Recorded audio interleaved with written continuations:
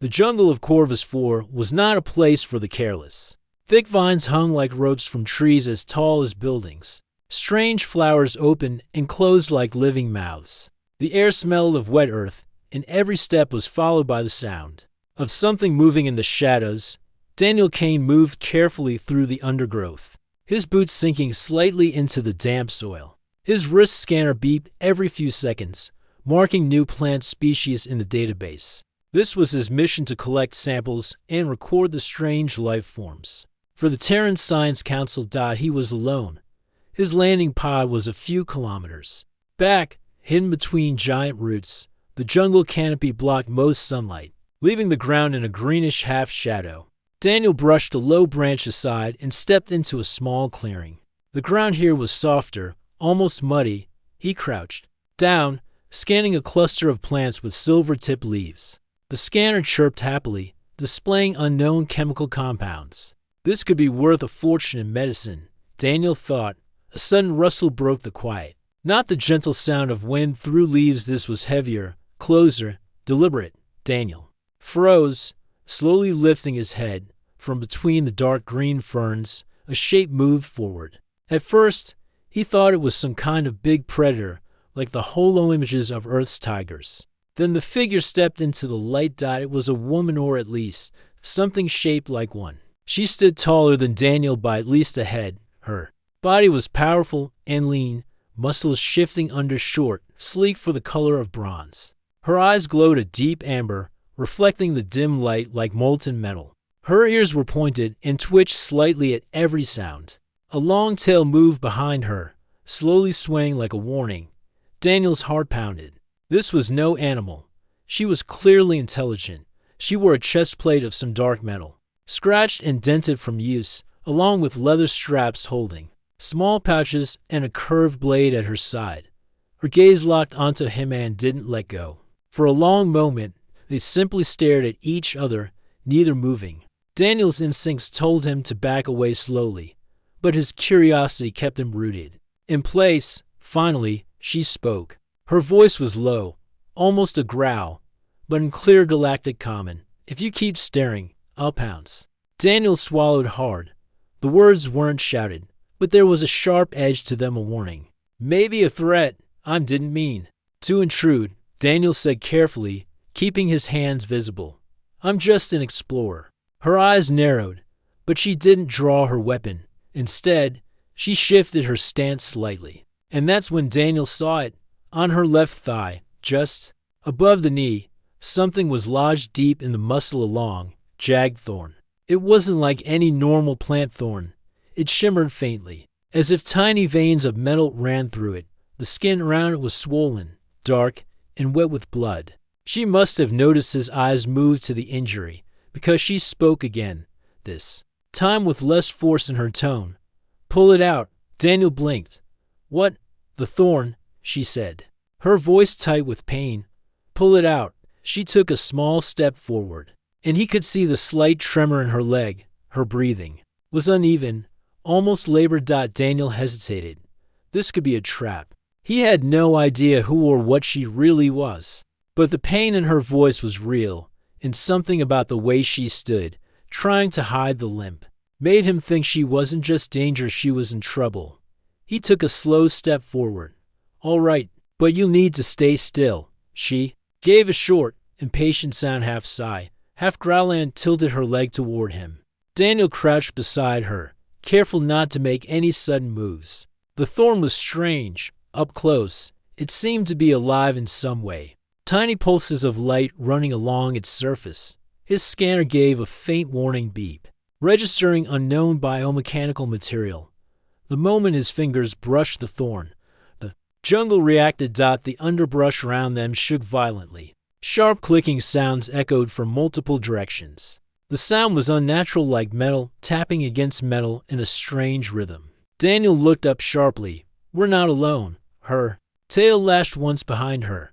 "No, they've come." From the shadows, shapes began to appear. Insectoid creatures, taller than Daniel, with thin segmented limbs and chitin that shimmered in dark blues and greens. Each carried a weapon like a spear, its tip glowing faintly. Their large black eyes reflected the clearing like mirrors. They circled slowly, clicking their mandibles in unison. Daniel realized something: this thorn wasn't random. It looked like bait. And the woman standing over him, was she the hunter or the prey? One of the insectoids stepped closer, raising its spear.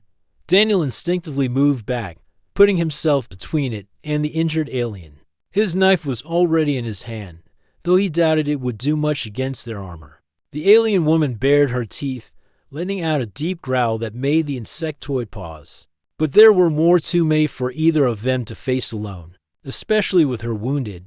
Daniel's mind raced. If he left the thorn in, maybe it would keep whatever these creatures wanted, but it was also keeping her weakened. If he pulled it out, she might be able to fight, but it could also trigger something worse. She locked eyes with him, her gaze sharp despite the pain. "Pull it out," she said again, this time with a fierce urgency. Daniel gritted his teeth. He didn't know her. He didn't know if helping her would cost him his life. But he knew one thing: he couldn't stand there and do nothing. He gripped the thorn tightly, feeling it pulse under his fingers. The insectoids clicked faster, stepping closer. Whatever happened next, there would be no turning back. Daniel's grip tightened around the strange thorn. The alien woman's leg muscles tensed, and her claws curled slightly, ready to strike if needed. Round them, the insectoid hunters clicked in a strange, sharp rhythm that made the air feel heavier. The thorn pulsed once more under Daniel's fingers, as if sensing his intent. "Do it," the Beastwoman growled. Daniel took a deep breath and pulled. The thorn resisted, almost gripping the muscle around it. A faint, unnatural vibration ran up his arm. He braced his other hand against her leg for stability and pulled harder. The alien woman hissed in pain but didn't move away. Finally, with a wet, tearing sound, the thorn slid free. It was longer than Daniel expected, nearly the length of his palm, and its surface shimmered, as if it were coated in tiny scales. The moment it left her body, it let out a faint, high-pitched sound, almost like a scream. Before going still in his hand, he had only a second to examine it before things changed. The insectoid hunters froze, their clicking halting mid-sound, their black eyes fixed on the thorn in Daniel's grip. Then, all at once, they let out a unified shriek and charged. Daniel dropped the thorn and jumped back. The alien woman didn't hesitate. She drew the curved blade at her side and leapt forward, moving with startling speed despite her injury. Her tail snapped through the air for balance as she slashed at the first attacker, cutting deep into the soft joint where its neck met its body. Daniel pulled his survival knife free. It wasn't much compared to her weapon, but it was sharp and strong. He positioned himself with his back toward hers, scanning for an opening. Two insectoids lunged at him. He sidestepped the first, jamming his knife into its thorax. The blade slid in, but the creature's arm resisted, forcing him to twist the handle with all his strength. The insectoid screeched and collapsed, greenish fluid spilling onto the ground. The second swung its spear toward him. Daniel ducked, feeling the weapon slice the air above his head. He rammed his shoulder into the creature's midsection, knocking it off balance behind him. The alien woman fought like a storm. Every strike from her blade was precise, every movement balanced between power and agility. But Daniel could see the injury still slowed her. Her left leg dragged slightly, and her breathing came heavier than before. "Stay close," she barked between strikes. "No problem," Daniel muttered, blocking another spear thrust. The clearing became chaos. The insectoids clicking turned into frantic screeches, echoing through the jungle. The fight wasn't going to end quickly.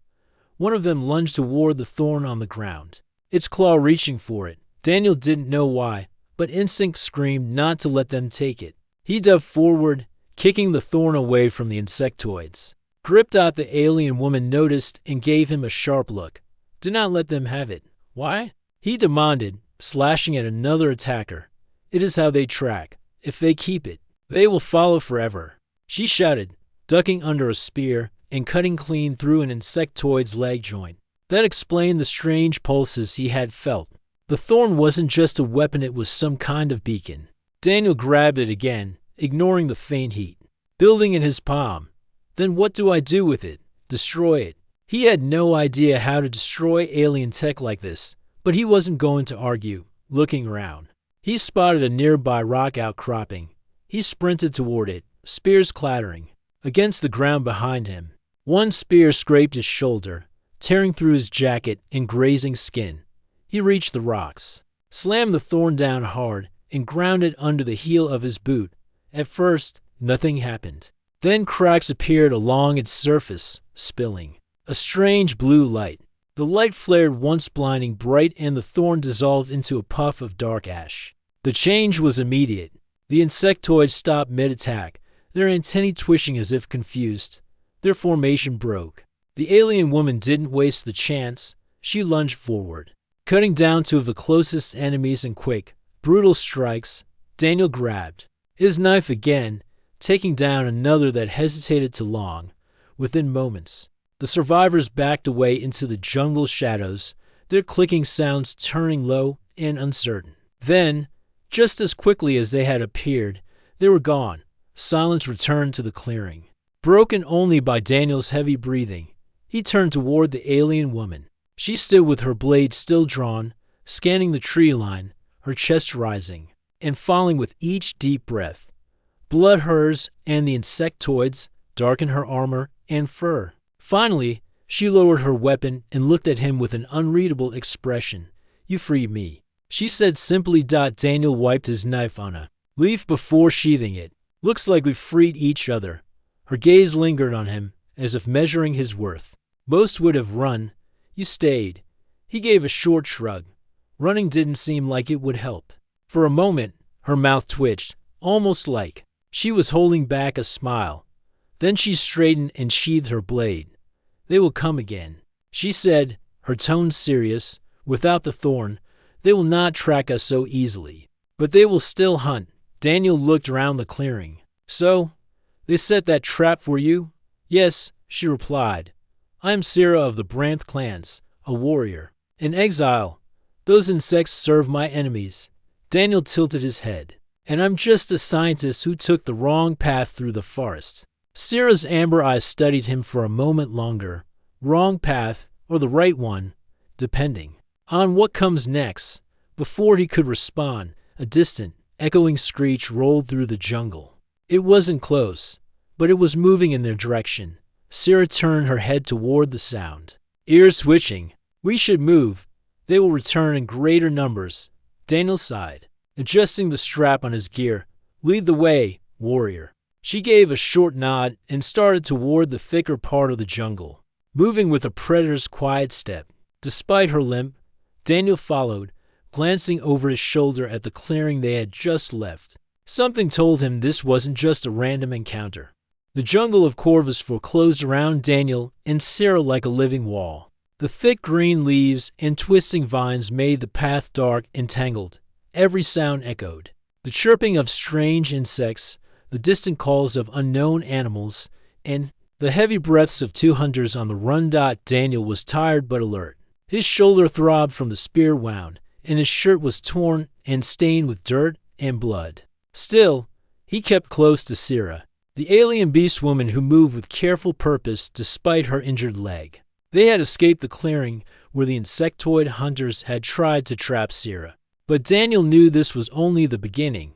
The insectoids would return, stronger, smarter, and more determined. Sira's sharp amber eyes scanned the shadows ahead. She moved quietly, but the pain in her left leg made every step a challenge. "We can't keep running forever," Daniel said softly, his voice low enough not to disturb the jungle. Sira glanced at him, a faint smile touching her lips.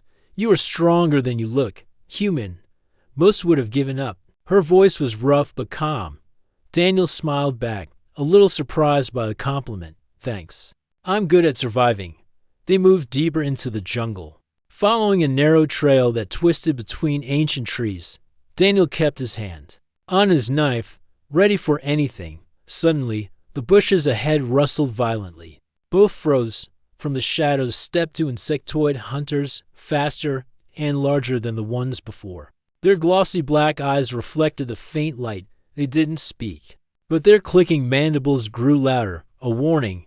Sierra growled low. In her throat, her tail flicking angrily, Daniel stepped forward, placing himself beside her. "Stay close," she ordered. The insectoids moved quickly. One lunged at Daniel with a spear, but he dodged to the side and slashed at the creature's armor leg. The blade caught a weak spot, and the insectoid screamed, stumbling back. Sierra was already in motion. She spun, her curved blade flashing like lightning as it sliced through the second hunter's arm. The creature dropped its weapon and fell to the ground, clutching the wound. Daniel blocked another attack and kicked the attacker hard in the chest. The insectoid flew back and hit a tree with a heavy thud. The fight was fierce but brief. Daniel and Sierra fought side by side, her strength and speed matched by his quick thinking and determination. When the last insectoid fled, clicking angrily, Daniel wiped sweat from his brow. "That was close," he said, breathing hard. Sierra nodded but didn't lower her blade. "They will not stop. They want me dead." Her eyes darkened, or worse, captured. Daniel looked at her, surprised. "Why? What did you do?" Sierra hesitated, then said quietly, "I refuse to follow my clan's orders. I would not kill innocent lives. They call me weak, traitor. These insectoids are my enemies, their servants."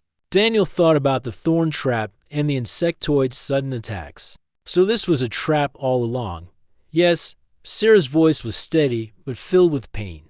The thorn was a beacon. Without it, they will find us, but it will take longer. Daniel touched his shoulder, feeling the sting where the spear grazed him. "We need to find help or a safe place." Sierra looked around carefully. "There's a cave near the river. I know it. We can rest there, hide." They set off toward the river, moving as quickly and quietly as possible. The jungle grew thicker, the air heavy with humidity.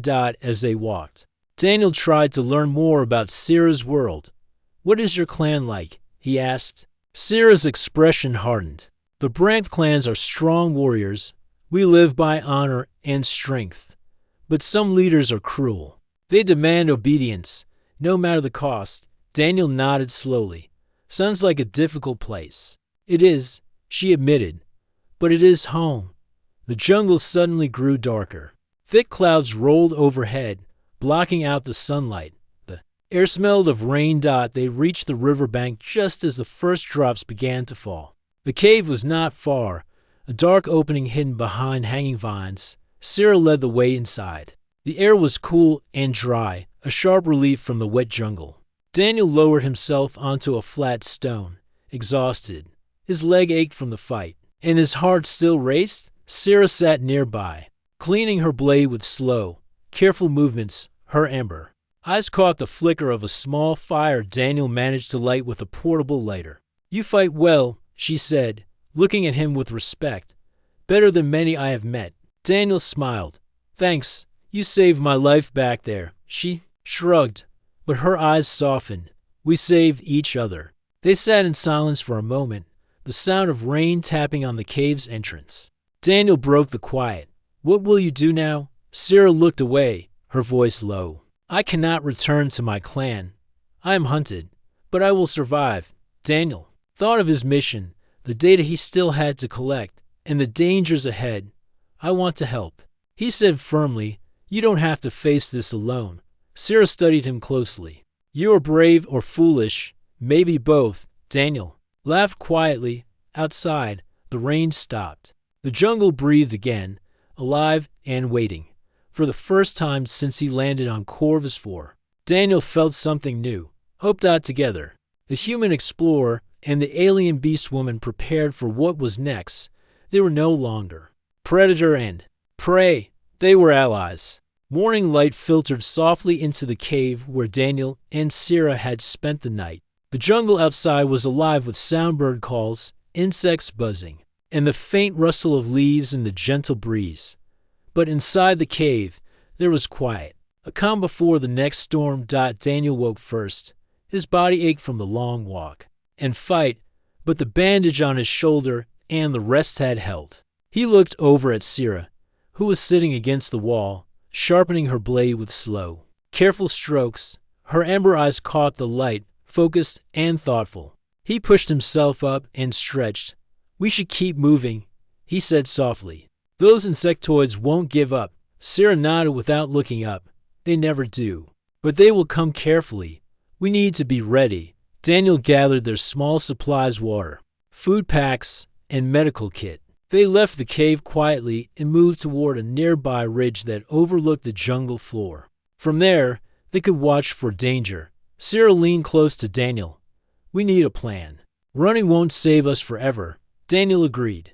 "Maybe we can set a trap of our own. Use the jungle to our advantage." Sarah's lips curved into a small smile. "You learn quickly." Together, they began preparing. Daniel used vines and branches to create simple alarms that would warn them of approaching footsteps. Sarah taught him how to use shadows and natural cover to hide better. As the day wore on, they moved silently through the jungle, staying alert for any signs of the insectoids. Daniel was surprised at how much he had learned in such a short time. How to move without making noise, how to watch the wind, and how to trust instincts he hadn't used before.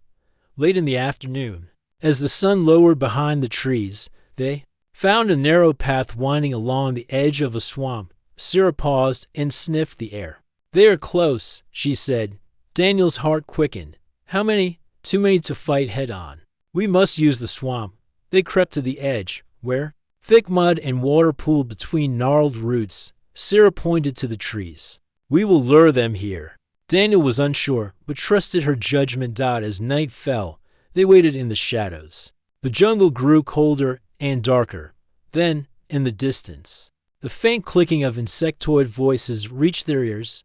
The hunters came in a silent, organized group, their eyes scanning for movement. Sarah stepped into a patch of moonlight and let out a soft growl. One insectoid stopped and looked directly at her. She darted forward, drawing their attention. The hunters moved fast, closing in on her position. Daniel stayed hidden, ready with a makeshift spear he had fashioned from a sharpened branch. Sarah led them toward the swamp, weaving between trees and kicking up mud with her wounded leg. The insectoids followed, confident in their hunt. When they reached the swamp, Sarah stopped and let out a loud hiss. Suddenly, ropes of vines dropped from the trees, wrapping around the insectoid's legs and arms. Daniel had set the traps earlier. Hidden well among the branches, chaos exploded. The insectoids struggled and screeched. Caught in the vines, Daniel rushed forward. Jabbing his spear into one of them, Sarah sprang in, her blade slicing with deadly precision. Together, they moved like a single fierce machine. The jungle echoed with the sounds of battle cries, splashes, and the sharp strike of blades. After several tense minutes, the surviving insectoids fled, tangled and defeated. Daniel wiped sweat from his brow. "That worked better than I thought." Sarah laughed softly. "You are a good hunter." They took a moment to catch their breath. Sarah's leg was bleeding again, but she refused to slow down. Daniel carefully tore a strip from his shirt to bind her wound. She flinched slightly but didn't complain. "We make a good team," Daniel said quietly. Sarah looked at him, her amber eyes softening. Perhaps this exile will have a different ending. Just as hope seemed to grow, a new sound cut through the jungle, the deep roar of a massive creature. Daniel's blood ran cold. "What was that?" Sarah's eyes widened. "A huntress from my clan, or worse." Before they could react, the massive shape burst through the trees, a giant, muscular alien beast, even larger than Sarah, covered in dark fur and armor. Its eyes burned with rage. The new enemy charged. Daniel and Sarah prepared to fight. The jungle had turned from refuge to battlefield once more. Fierce growl filled the jungle air. Sarah's amber eyes narrowed as she faced the massive enemy, a warrior from her own clan, but one who came to kill, not to talk. Daniel's heart pounded. He felt small next to the towering beast, but he stood firm beside Sarah. There was no turning back now. The huge alien roared again and charged forward. Sarah leapt to meet him, her blade shining in the fading light. Their weapons clashed with a sound like lightning striking stone. Daniel didn't hesitate. He pulled his knife and moved to help, aiming to flank the giant. But the beast's eyes flicked toward him, and with surprising speed, he swung a massive arm. Daniel barely dodged, feeling the rush of air as the fist smashed through the leaves. Where he had stood, Scylla grunted and rolled aside from the giant's heavy strike. She lunged forward, slashing at the enemy's side. The blade cut deep, and the beast roared in pain. But it did not stop. The fight was brutal. Scylla's skill and speed balanced against the giant's raw power. Daniel watched for an opening. Knowing that a wrong move could end everything. Suddenly, the beast's claw caught Scylla's arm. Dragging her toward him, she struggled, but his grip was strong. Daniel charged, stabbing his knife into the beast's leg. The creature bellowed, releasing Scylla. She fell, but quickly rolled to her feet, breathing hard. Daniel stood beside her. "We can do this," he said, voice steady. Scylla nodded. Together, they fought as one. Scylla darted round the giant, distracting him with fast strikes. Daniel moved behind, aiming his blade at weak points in the beast's armor. The giant swung wildly, missing Daniel by inches. Finally, Daniel found a gap, a small crack near the beast's knee. He drove his knife deep, twisting the blade. The creature howled, stumbling. Scylla seized the moment. With a powerful leap, she drove her blade into the giant's chest. The beast shuddered, then collapsed, heavy and silent. Daniel and Scylla stood over the fallen enemy, breathing hard. The jungle seemed to hold its breath. Scylla looked at Daniel and smiled. "You fought well, human."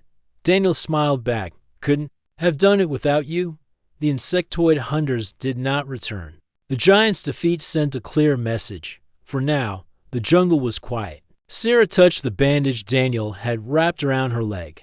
"Thank you for saving me, for trusting me." Daniel looked at her, feeling a strange bond growing between them. "We save each other."